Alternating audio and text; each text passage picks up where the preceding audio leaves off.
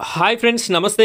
ప్రజాసేవ తెలుగు ఛానల్కి స్వాగతం. మన ప్రజాసేవ తెలుగు ఛానల్లో ప్రభుత్వ పథకాలకి సంబంధించిన పూర్తి ఇన్ఫర్మేషన్, కేంద్ర మరియు 2 తెలుగు రాష్ట్రాలకి సంబంధించిన పథకాలు, జాబ్ నోటిఫికేషన్స్, సర్పంచ్ ఎన్నికల వివరాలకి సంబంధించిన పూర్తి అప్డేట్ అయితే ఎప్పటికప్పుడు మీకోసం అందించడం జరుగుతుంది. ఇలాంటి లేటెస్ట్ అప్డేట్స్ మిస్ కాకుండా మీ వరకు రావాలి అనుకుంటే మన ఛానల్ని సబ్స్క్రైబ్ చేసుకోండి. పక్కనున్నటువంటి బెల్ ఐకాన్ పైన ట్యాప్ చేసి ఆల్ని సెలెక్ట్ చేసుకోండి. ఇంకా ఈ వీడియోని కనుక లైక్ చేయనట్టయితే లైక్ చేయండి. మీరు లైక్ చేసిన వెంటనే హైప్ పాయింట్స్ అనేటటువంటి ఆప్షన్ వస్తుంది. దానిపైన క్లిక్ చేసి హైప్ పాయింట్స్ కూడా ఇస్తారు అని చెప్పేసి నేనైతే కోరుకుంటున్నాను. ఇప్పుడైతే మనం వీడియో టాపిక్లోకి వెళ్ళినట్టయితే ఇక్కడ సర్పంచ్ ఎన్నికలకి సంబంధించినటువంటి నగారా అయితే మోగింది. మీ అందరికీ కూడా తెలుసు. ఇందులో ఉన్నటువంటి ముఖ్యమైనటువంటి విషయాలను మనం గమనించినట్టయితే బ్యాలెట్ మీద నోటా గుర్తు అని చెప్పేసి కూడా ఈ థంబ్నెయిల్లో మనం చూస్తున్నాం కదా. దీనికి సంబంధించినటువంటి క్లియర్ ఇన్ఫర్మేషన్, అదేవిధంగా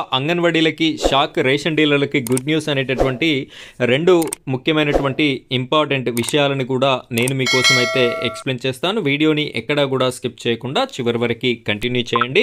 ఇక్కడ మనం వీడియో టాపిక్లోకి గనక వెళ్ళినట్టయితే ప్రముఖ దినపత్రికలో వచ్చినటువంటి వార్తా ప్రకటనని గమనించినట్టయితే పంచాయతీ ప్రచారానికి 7 రోజులే అని చెప్పేసి మనకి తెలుస్తుంది. అంటే నామినేషన్ వేసిన నాటి నుండి నామినేషన్ విత్డ్రా చేసిన తర్వాత మరలా 7 రోజుల సమయం అయితే మనకి మిగిలి ఉంటుంది ప్రచారం చేసుకోవడానికి.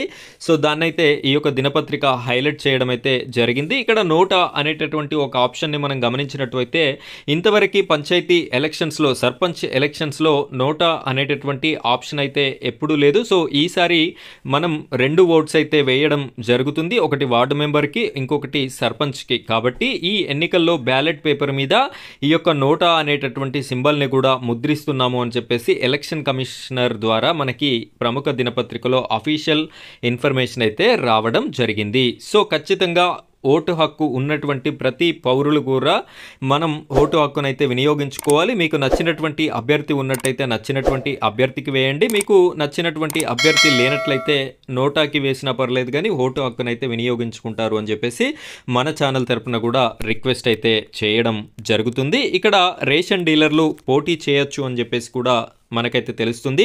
ప్రభుత్వ ఉద్యోగులు, అనర్హులు, గ్రామ సేవకులు, అంగన్వాడీలకి నో ఛాన్స్. అభ్యర్థులు అర్హతలు, అనర్హతలు, నామినేషన్, డిపాజిట్, వ్యయ పరిమితులపై ఈసీ గైడ్ లైన్స్ అని చెప్పేసి కూడా మనకి ఇక్కడ కనిపిస్తుంది. అయితే ఇక్కడ క్లియర్గా మనం చూసుకున్నట్టయితే రేషన్ డీలర్లు అయితే పోటీ ఇదివరకు అవకాశం అయితే ఉండేది కాదు. ఇప్పుడైతే తాజాగా రాష్ట్ర ప్రభుత్వం అవకాశాన్ని అయితే ఇవ్వడం జరిగింది అని చెప్పేసి మనకి తెలుస్తుంది.